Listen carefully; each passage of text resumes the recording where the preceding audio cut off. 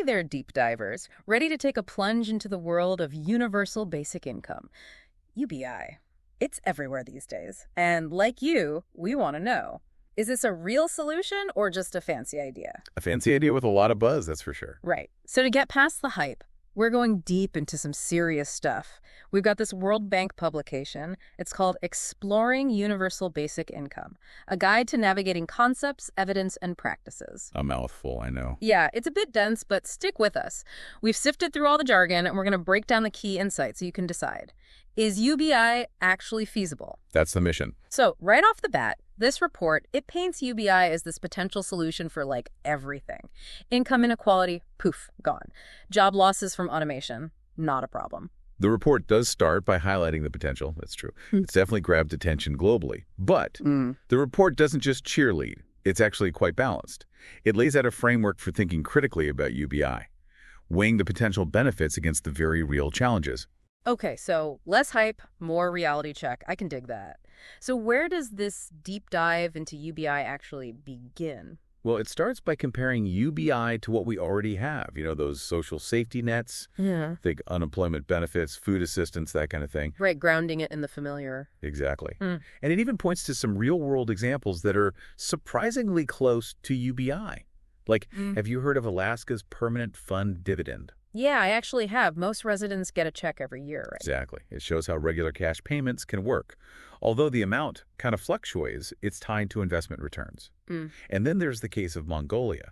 They tried to fund a UBI using money from mining. Uh-oh, that doesn't sound good. Let's just say it didn't quite pan out as planned, emphasizing the need for sustainable funding, that's for sure. Sustainable, yes. But these examples, they show UBI isn't purely theoretical. There are precedents, successes, and failures to learn from. Absolutely. But here's the thing. The report makes it clear. UBI, while similar to some programs, is different in scale and potential impact. This is about a universal floor of income, no matter what your situation is. That's a big deal. It affects the whole system, right? The economy, society. Exactly. It's system-wide. So due diligence is crucial. And that leads to the next big question the report tackles. Can a UBI actually work across different contexts? Different, like, you mean like rich countries versus developing countries? Exactly. Think about it. A program designed for a wealthy nation with a strong safety net, well, it might not work in a poorer country with a high poverty rate. Totally different ballgame. Right. And the report really focuses on low and middle income countries, where the challenges and opportunities are often unique. I see. And it uses some interesting examples to make that point. Like, remember how we talked about Ethiopia? Their safety net relies heavily on public works. People get aid, but they work for it. Right. Quite a contrast to the no-strings-attached idea of UBI, isn't it? Huge contrast. So the design of a UBI program, it needs to be tailored to each specific context. Absolutely. One size does not fit all. Yeah. Which brings up another fascinating question the report dives into. Is cash actually the best way to deliver aid? That seems pretty obvious, right? I mean, who doesn't love cash? It might seem obvious, but there's a surprisingly nuanced debate between cash transfers and, well, you know, in-kind aid, like giving people food or specific goods instead of money. Okay, so it's tougher than just cash is king. Right.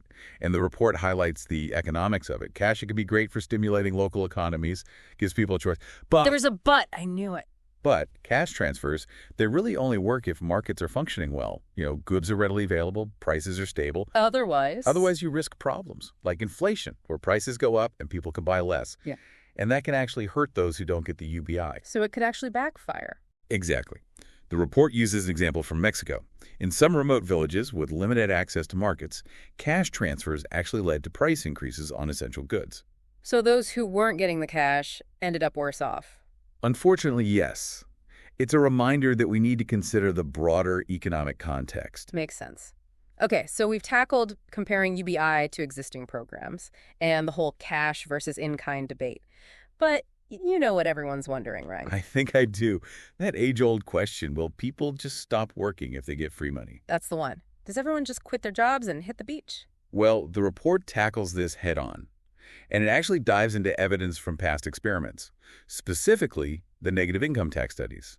They were done in the U.S. back in the 60s and 70s. Interesting. So what happened? Did everyone just become lazy? The results, they're actually quite nuanced.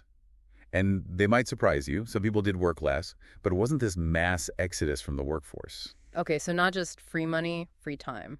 Not exactly. What's fascinating is that the studies revealed a shift in how people use their time.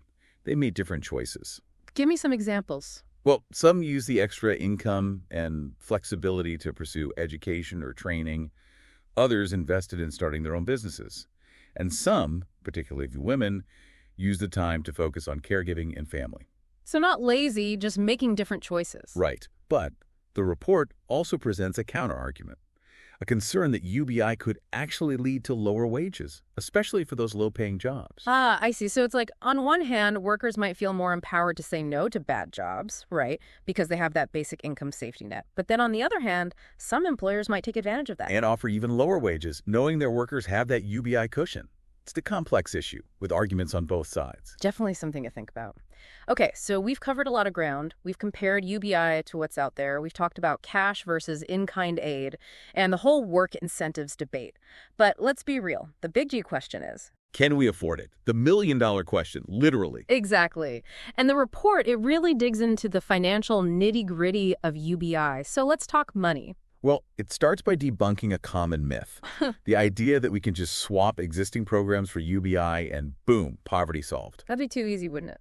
The report simulations actually show that a budget-neutral UBI, where you're just moving money around, would probably be less effective at fighting poverty than what we have now. Okay, so no easy fix. So if we're serious about UBI making a real difference, we need more money. Where's that going to come from? The report explores various options, each with its own pros and cons, of course. Things like cutting energy subsidies, especially those benefiting wealthier households, or tax reforms, maybe increasing taxes on higher earners or implementing green taxes on things that harm the environment. But There's always a but. there's a pretty shocking finding. In some countries, to fund a meaningful UBI, we'd need huge tax hikes on the richest 10%. We're talking maybe doubling or even tripling their tax burden. Wow, that's a lot to ask. Makes you wonder, is it even politically possible? And that, my friend, is the perfect lead-in to the next part of our deep dive, the political feasibility of UBI. Okay, I'm ready to get political. Let's do it. Back again for more deep diving. We're really getting into the weeds of universal basic income, all thanks to this in-depth report from the World Bank. We've covered a lot already. UBI versus existing programs, the cash versus in-kind debate, the question of how UBI affects people's drive to work, and of course that big question of, can we even pay for this thing? And one thing's for sure, UBI, it's not some simple solution you just plug in and everything's fixed. It's complicated, so many things to consider. But that's what makes this deep dive so fascinating, right? Absolutely. The report, it doesn't just stop at theory. It actually gets into the practical stuff, like how to actually implement a UBI system. Imagine the logistics. Yeah. Getting money to everyone in an entire country. Especially in places where, there's limited infrastructure, poverty. It's mind-boggling. Think about it. Setting up a system to reach every single person, making sure everyone, even those in remote areas or without official IDs, gets included. Phew. Mountains of paperwork, endless lines. It seems impossible. It's a huge task, but the report lays out a step-by-step process. The key components needed for successful implementation. It talks about establishing universal IDs, robust payment infrastructure. Yeah. It's all there. Okay, so maybe not mountains of paperwork then. Technology can help. Right. It's a game changer. The report talks about digital IDs, mobile money platforms, especially in developing countries where mobile money is already huge. Imagine using those systems for UBI payments. Directly to people's phones. Genius. It could even help with financial inclusion in general, not just UBI. But what about the risks of relying so much on technology? That's a great point. The report addresses those risks. Data privacy, security, those are huge. And we can't forget the digital divide. Not everyone has a smartphone or internet access. True, true. So technology, it's powerful, but it's not perfect. Got to be smart about it. Now, the report, it mainly focuses on nationwide UBI programs. But it mentions another interesting avenue, smaller scale, local experiments. Yeah, these pilot programs, they're popping up everywhere. Yeah. Testing different UBI models in real-life settings. It's like a testing ground for UBI, right? Fair. Get some real-world data before going all in at a national level. What are some examples? Oh, there are tons. There was this historic one in Canada back in the 70s called Minkum, and more recent ones in Finland, Namibia, even here in the U.S. The one in Stockton, California, got a lot of attention. They gave residents $500 a month for 2 years. Wow, that's really interesting. So we have these real-world UBI labs, but what are we learning? They're giving us valuable data on all sorts of things. Poverty reduction, how people participate in the labor market, even things like health outcomes and well-being. Early results show some positive trends like less financial stress, better mental health among people getting the UBI. That's good to hear. But the report, it also stresses the need for careful evaluation, right? Absolutely. Taking findings from these small local pilots and saying, this is how it'll work nationwide, well, that's risky. The report provides a whole framework for evaluating these experiments, factoring in things like how the program is designed, the people involved, the local context. So, we need to move beyond just stories and get hard data. Exactly. Yeah. But we can't ignore the human side either. The report talks about qualitative research, understanding the actual lived experiences of the people receiving UBI. Right.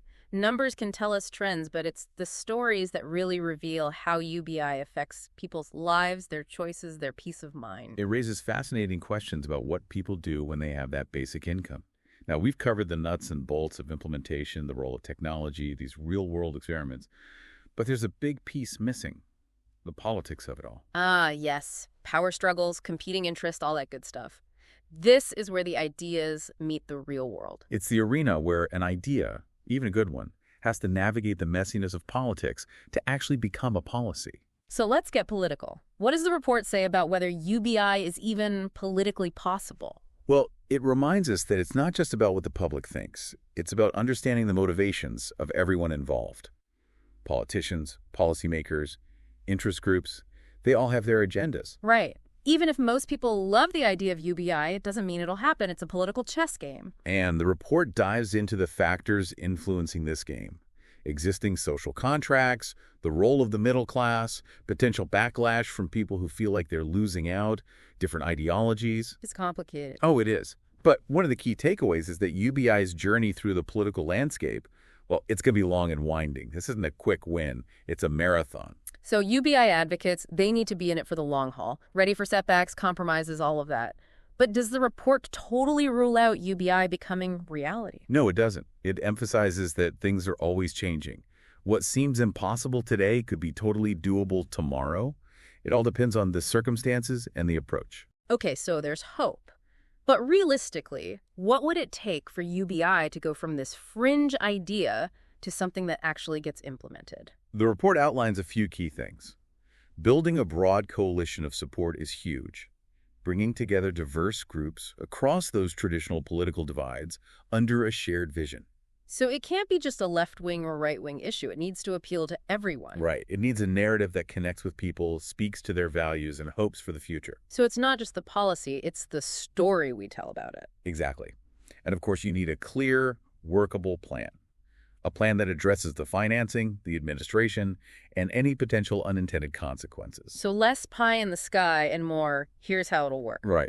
Address those three things. A broad coalition, a compelling narrative, a realistic plan, and UBI could go from abstract idea to actual policy. So it's a long shot, but not impossible. It comes down to political will, strategy, and maybe a bit of luck. And this report, it's almost like a roadmap for those pushing for UBI. It breaks down the challenges and lays out a framework for navigating them. Even if nationwide UBI isn't happening tomorrow, the report points to the importance of those smaller experiments. They're valuable. They show that UBI can work, help refine the approach, and address concerns before going big, like stepping stones towards larger change. Building the case for UBI step by step, experiment by experiment. And those experiments, along with the insights from this report, they contribute to a more informed and nuanced public debate about social protection in a rapidly changing world. This isn't just about UBI. It's about how we create a fairer society, one where everyone has a basic level of security and dignity. It challenges us to rethink our social contracts, to consider new ways to support people, to find innovative solutions for tackling poverty, inequality, and economic insecurity in the 21st century. It's like looking at ourselves as a society and asking, what do we truly owe each other? And while this report doesn't have all the answers, it definitely gives us the tools to engage in this crucial conversation in a more informed and meaningful way. That's what the deep dive is all about. We dig into complex topics, exploring different perspectives, and encouraging you, our listeners, to do the same. Don't just take our word for it. Go check out the full report, do your own research, talk about it, form your own opinions. This is just the start, a jumping-off point for your own exploration of UBI and its implications for the future. This wraps up part 2 of our deep dive into the World Bank's report on universal basic income. But the journey continues. And we're back. Wrapping up our deep dive into universal basic income, this World Bank report, it just keeps getting more interesting. There's this concept they introduce, the demand capacity paradox. Yeah, it's a pretty powerful way to look at the political realities surrounding big social programs, especially something like UBI. Okay, I'm all ears, but dot paradox kind of throws me off. What's that all about? Think of it as this, like a tug of war. On one side, you've got the demand for social protection, people wanting security, support, especially when times are tough. Makes sense, right? We all want that safety net, knowing we're not going to fall through the cracks if things go wrong. Exactly. But then on the other side of that rope, you've got the capacity of governments to actually deliver. Governments, they've got limited resources, other priorities, political constraints. So it's like what people want versus what governments can actually do, the paradox. Right. And this tension, it's super relevant to the UBI debate because, well, UBI is potentially expensive, a big change. To really make a difference, you'd need to shift a lot of resources, change priorities. Not just a little tweak here and there. Nope, a whole new approach to social protection. And the report, it uses this demand capacity paradox to kind of analyze the political side of UBI.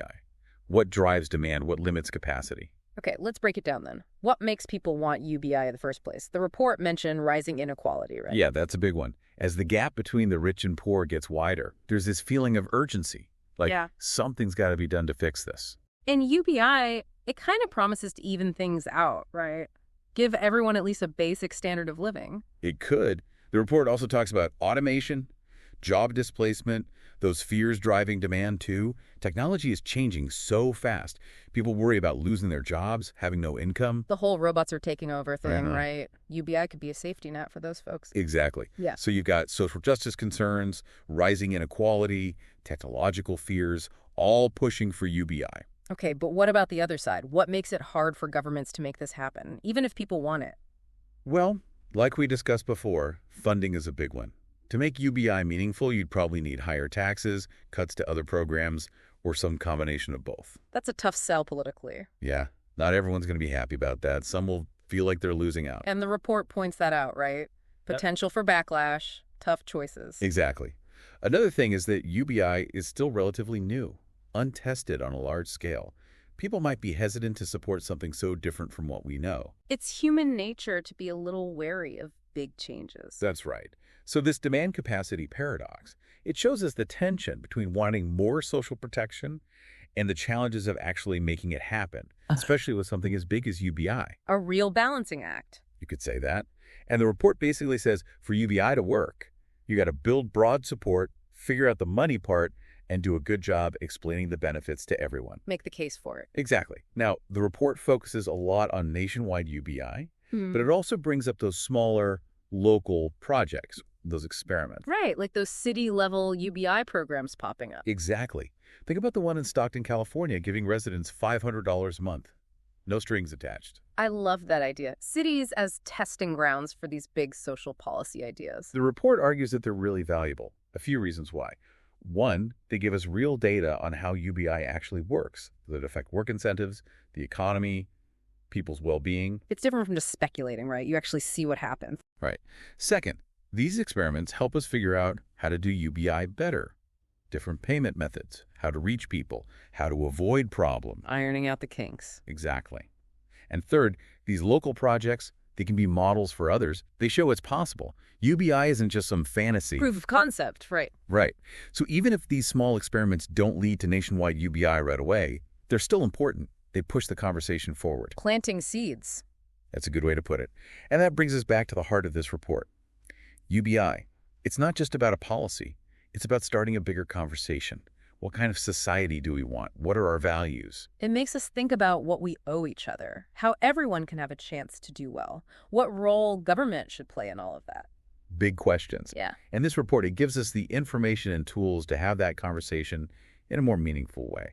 That's what the deep dive is all about. Digging deep, exploring different angles, and encouraging you, our listeners, to do the same. So go check out the full report, learn more, talk about it with others. form your own opinions. This is just a starting point. Exactly. And with that, we come to the end of our deep dive into universal basic income. A big thanks to the World Bank for this thought-provoking report, and to you, our amazing listeners, for joining us on this journey. Keep those minds curious, keep asking those questions, and keep on deep diving.